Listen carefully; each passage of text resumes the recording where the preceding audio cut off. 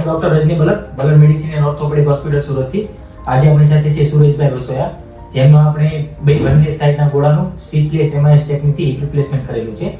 તો આજે આપણે એમની સાથે વાતચીત કરશું, એમને કેવું લાગે છે. તકલીફ હતી તમને?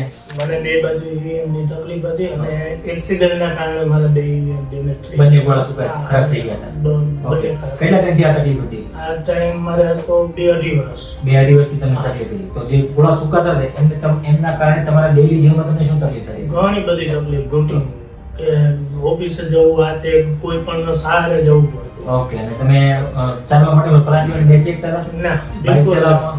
બાઇક નહીં ચલાવતા. બાઇક નથી ચલાવતા. મારું ઓપરેશન ક્યારે થયું? એક સાઈડનું ક્યારે થયું, બીજું ક્યારે? એક સાઈડનું થયું એને 6 મહિના થયા ઓકે. અને બીજી સાઈડનું થયું એને 3 મહિના. 3 મહિના. તો કેવું છે ઓપરેશન પછી તમને? ના, બહુ સારું. જે ઓપરેશન પહેલા જે થાપાનો દુખાવો હતો અને જે ઓપરેશન પછી જે થાપાનો દુખાવો છે એમાં કેવું છે? ના, એમાં કઈ અત્યારે કઈ કોઈ જાતનો પ્રોબ્લેમ નથી. ઓકે. ગાડી ચલાવવામાં કોઈ જાતનો. અત્યારે તમે જામનગરથી ગાડી હું ચલાવી અત્યારે જામનગર અને સાપુતારા બધું ફરીને આવ્યો. 900 કિલોમીટર રાઈડ કાપીને આવ્યો. ગાડી બે તમે જ દિવસ. ગાડી ચલાવી? હા, મેં પોતે એક સિંગલ રાઈડ. સિંગલ રાઈડ તમે કરી તો કેવું છે? તમારું ઓપરેશન કરાવે કે ના કરાવાય? ના, કરાવાય. કોઈ તકલીફ નથી ને? કોઈ જાતની.